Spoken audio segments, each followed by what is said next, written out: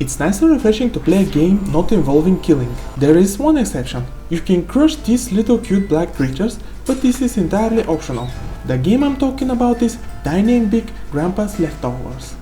You won't find too many video options, just resolution, VSync and quality, which is a slider, and when you move it, it doesn't show what is changing. The game have interesting graphic style, and because of it, the poor video options are not a big deal. You also have sliders for music, sound and rebindable keys.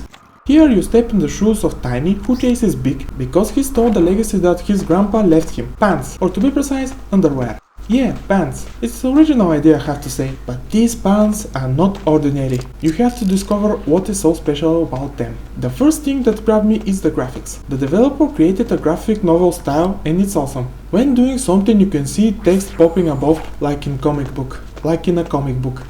Even the menus are highly stylized. That's what I said, the lagging video options don't concern me. Even 10 years from now, the game will look great because of the art style.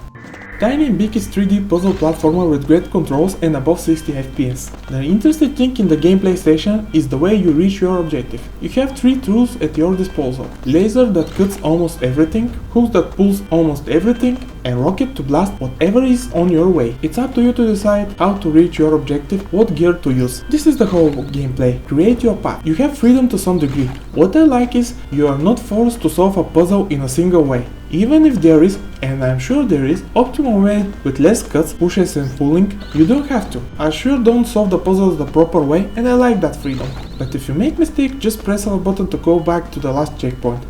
The level design is great. You are mostly in a desert with ruins and enter in some ancient buildings. The levels are puzzle of themselves. They are linear but wide enough and you have to cut, push and pull to reach your goal. In some places it's not clear where to go, but just use your gear and create your path. Exploring the levels is optional and it's not required. You can collect little rocks and cassette tapes. Cassette unlocks songs that listen while you play the game, so if you don't find them, you will hear the same songs over and over again. They are hidden and not so hidden arcade cabinets. They are extra levels that test your skills. They don't offer any reward, but they are actually fun distraction from the main game. Their graphic design resembles Game Boy, but in 3D. The game have only one enemy. Big. Half of the game is boss battle. He likes to throw rocks and pieces of the environment at you. Fights with him are fun because you have to get closer to him to cut what he is stepping on, meanwhile defending yourself with the laser. Sound design is nice. There isn't a lot to talk about in this part. Sound effects like laser, steps, falling rocks, rocket and other are nice. There is no voice acting. The story is presented with speech bubbles, but I definitely have to mention the soundtrack. It's great. It consists of 15 tracks made by unknown by me artists. Some are weird and fits really well in this weird world.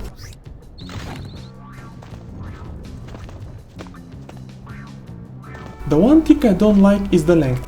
With the extra levels I beat it in less than 3 hours. At the price of $9.99, you may want to wait for a sale. So you have to decide for yourself, are you willing to pay for less than 3-hour game? But it was so fun to cut and make my path. But be careful, you might crush yourself. I encountered a few bugs but nothing game breaking. I definitely recommend it.